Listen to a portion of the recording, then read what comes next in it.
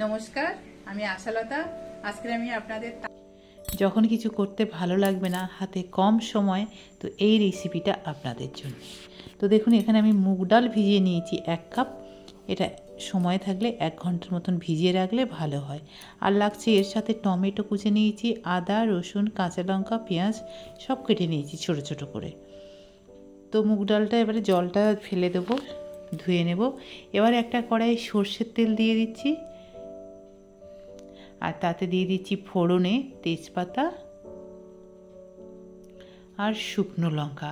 আপনারা পারলে এখানে কিন্তু শুকনো লঙ্কা অবশ্যই দেবেন। আমি শুকনো লঙ্কা দিচ্ছি না, আমি জিরা আর তেজপাতা দিয়েছি। তো আপনারা জিরা, তেজপাতা, শুকনো লঙ্কা ফোড়নটা অবশ্যই দেবেন।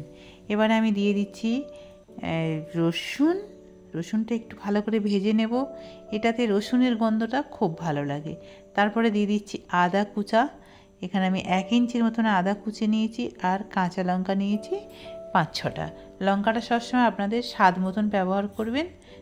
আর দিয়ে দিচ্ছি পেঁয়াজ এখানে আমি 2-3টে মিডিয়াম সাইজের পেঁয়াজ কেটে নিয়েছি। পেঁয়াজটা কেটে নিলে এইটা পেঁয়াজটাই ভালো লাগবে। আর এখানে দিয়ে দিচ্ছি 2টো টমেটো। তো এইটা দিয়ে একটু ভালো করে ভেজে নেব। খুব ভালো করে ভাজার দরকার নেই, মোটামুটি পেঁয়াজের গন্ধটা যাবে সেই মতন করে ভেজে নিতে হবে। আর টমেটোটা তো এবারে আমি দিয়ে দেবো স্বাদ মতো নুন দিয়ে আবার এটা একটু ভেজে নেব।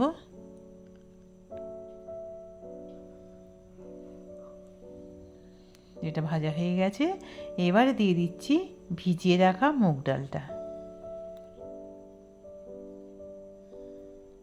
মুগ ডালটাও একটু ভেজে নেব,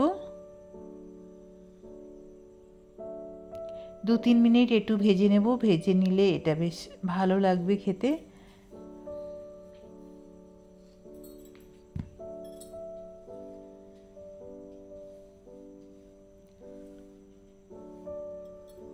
এবারে দিয়ে দিচ্ছি হলুদ পাউডার আর ধনে পাউডার।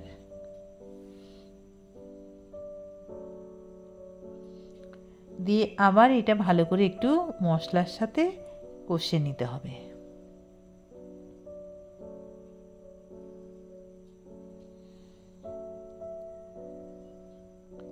এবারে আমি দিয়ে দিচ্ছি পরিমাণ মতন জল, ডালটা যাতে একটু সিদ্ধ হয়।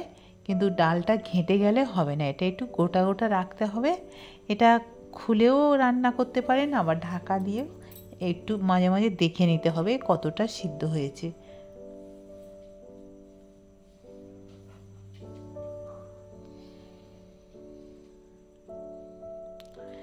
ব্যাস, রান্না প্রায় রেডি। দেখুন, এটা জলটা শুকিয়ে নিয়েছি, আর এরকমই পজিশানে রাখতে হবে। ডালগুলো তো প্রায় সিদ্ধ হয়ে গেছে, দেখছেন একদম সিদ্ধ হয়ে গেছে। আর এরকম গোটা গোটা থাকবে ডালটা। পারলে আপনারা এখানে একটু গরম মশলা ব্যবহার করতে পারেন। আমি দিয়ে দিচ্ছি ধনে পাতা। এটা রেডি হয়ে গেছে। এবার আমরা একটা পাত্রে সার্ভ করব।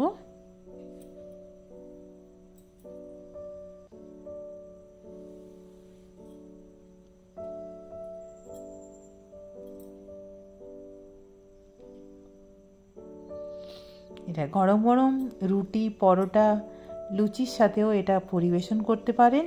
তো এইভাবে আপনারা এই রেসিপিটা রান্না করবেন। আর কেমন লেগেছে এই রেসিপিটা আপনারা অবশ্যই কমেন্ট করে জানাবেন। তো এখানে আমি রুটি দিলাম, রুটিতে একটু ঘি লাগিয়ে দিয়েছি। এটা খেতে অসাধারণ লাগবে।